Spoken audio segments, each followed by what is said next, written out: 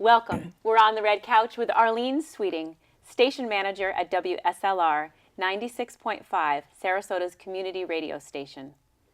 Arlene taught in the public school for 7 years and was a candidate for the Florida State House of Representatives in 2000. Arlene is on the board of the Peace Education and Action Center.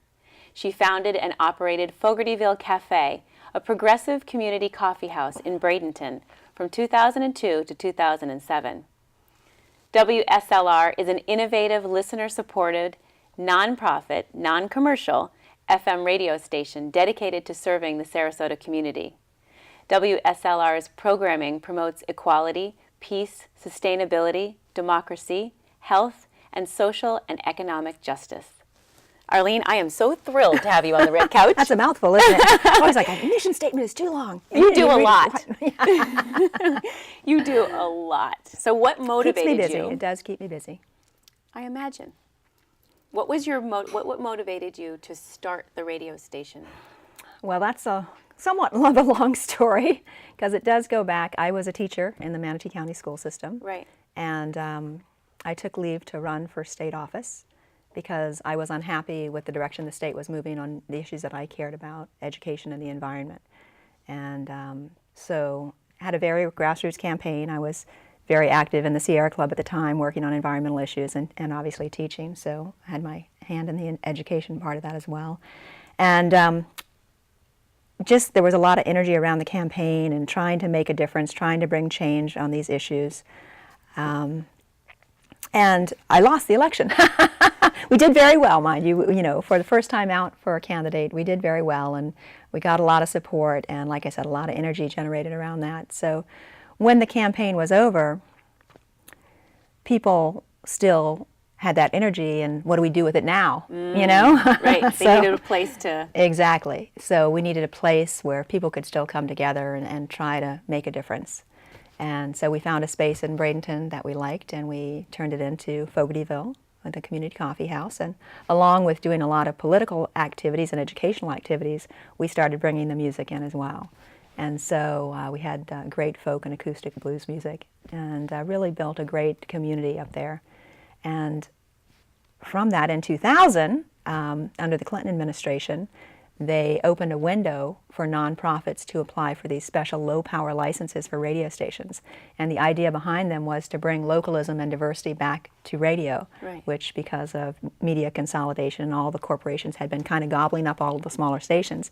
And so you were getting just the same thing no matter where you were in the country. So no matter what you listened to, you were getting the same perspective, the same information. Right, and the same music. Yeah. You know? Yeah. And so here's the 20 songs that you're going to play, and that's what you're going to play. So my partner at that time actually worked at Manatee Community College, and he tried to convince the community college to apply for a license, but they weren't interested at that point.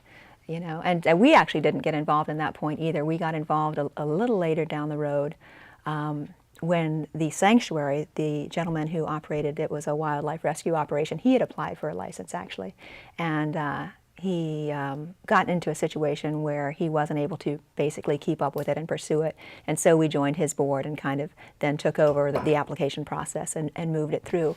And so I think the motivation for me for the radio station was very much tied in with the work that we had done over the previous 7 years in terms of trying to educate people, trying to raise awareness about issues, and trying to make a difference.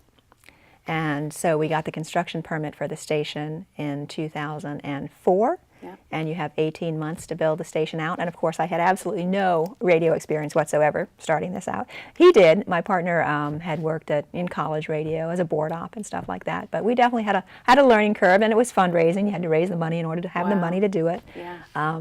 So it was quite a venture for us. That's a lot of work. So is it true that just one group can get the license in a certain area? Well, actually, that can be a little complicated too. We had 5 groups apply for the same frequency, 96.5 here in Sarasota. And so what happens at that point is the FCC kind of says, okay, you guys see what you can work out. Okay. All right, because it's kind of a point system by which they assign the permits. And so we looked over the list, and the New College Student Alliance had also applied for the frequency.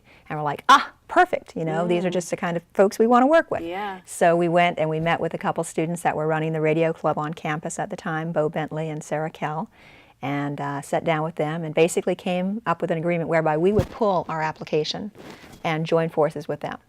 And so that allowed them to get the license for the station. And together, we then built the station, so that was great. And so we have a lot of student involvement, student programmers on the air, student interns at the station, students on the board, students on the programming committee, and it's wonderful. Yes, that's great. So it's great energy, and of course, if you don't have that involvement, a lot of young people aren't even listening to radio anymore. So this is a way to kind of keep it relevant for them. Exactly. Yeah. So I want to back up for a minute. You started out as a teacher, and were a teacher for 7 years. And then somehow you jumped to this incredible campaign, and you've told me that you're an introvert. So how do you go from being a teacher, which is, standing in front of a class, which is enough, but to speaking and, you're under the scrutiny of the public eye. People are interviewing you all the time. You're really out there. Right. Yeah, it's a progression, definitely. I mean, I was very shy as a child. I was a tomboy. I was always hanging with my brother and stuff, but not very extroverted, as you said. So it was a big step to to go into education and become a teacher. I felt, though, that I was working at the time in Washington, D.C. I was working for the Chemical Manufacturers Association, and I wasn't happy there. Okay, there were some things going on that I wasn't, didn't approve of, and I was like, this is not where I want to put my energy and my time. So where is it that I would enjoy, investing time and energy? Right. And so I thought about it, and that was education. So I went back and I got my master's degree in education. And it's a matter of, the more you do something, the more comfortable you get with it. Right, so you had a chance to speak a lot as a teacher. Absolutely. But then to go, I am amazed by that, I mean, I wouldn't want to do that, and I'm semi-comfortable speaking in front of people, not right, and I think what but drives you to that point is caring enough about an issue that you need to do something, you need to speak out, So when you see things happening that, you think are wrong, then that drives you, despite your, shyness, to say someone needs to step forward and that's a bigger pull. There's a bigger definitely. issue or a bigger, more important, meaningful. So radio is about, and certainly community radio is about people having a voice. Mm-hmm. Why do you think it's important for people, especially now, to really have a voice? Well, I see it every day, the difference that it makes, in the people's lives who volunteer at the radio station. We're an all-volunteer station, except for myself. And so, these are people from the community come and volunteer their time, and it's a lot of time, to put together a quality radio show.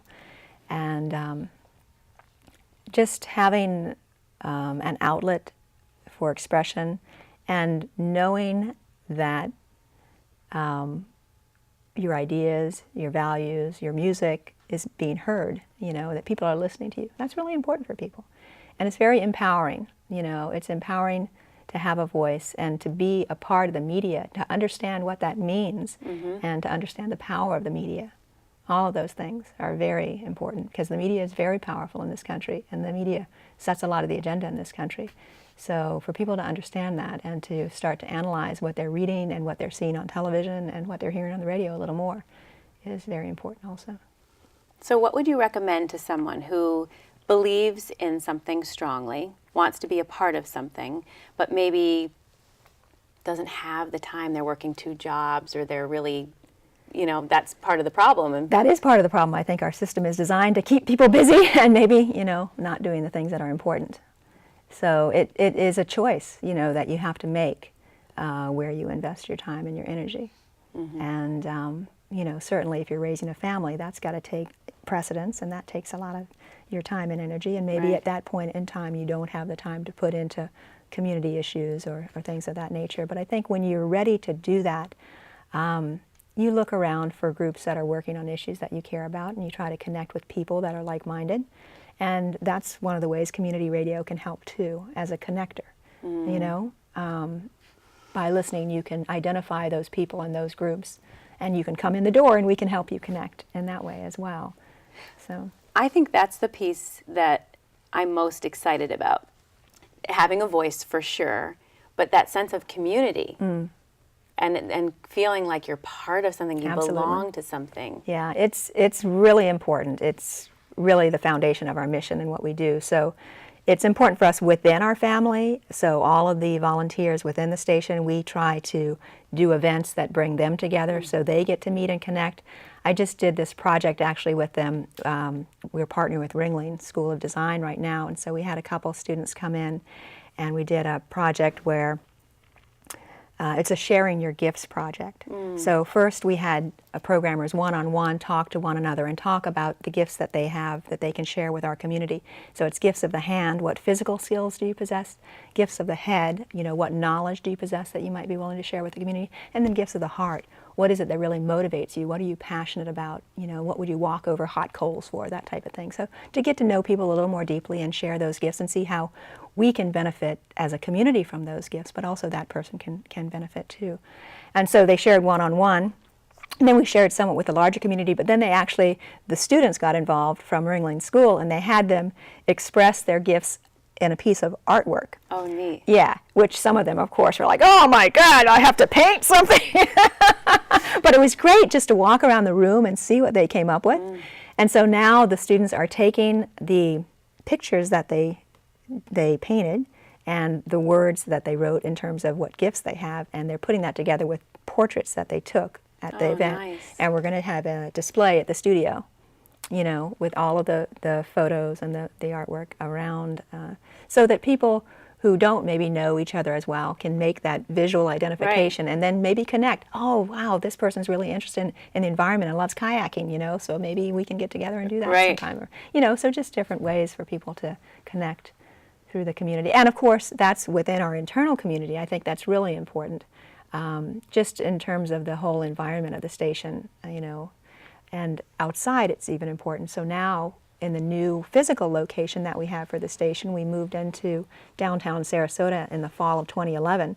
And we have adjacent space to the station, which is a community center, basically. And so it's for performing arts, for workshops, for film. And that is also, you know, we can hold 130 people. So a great place to bring people together, to get to know each other, to connect. And we're really enjoying that space.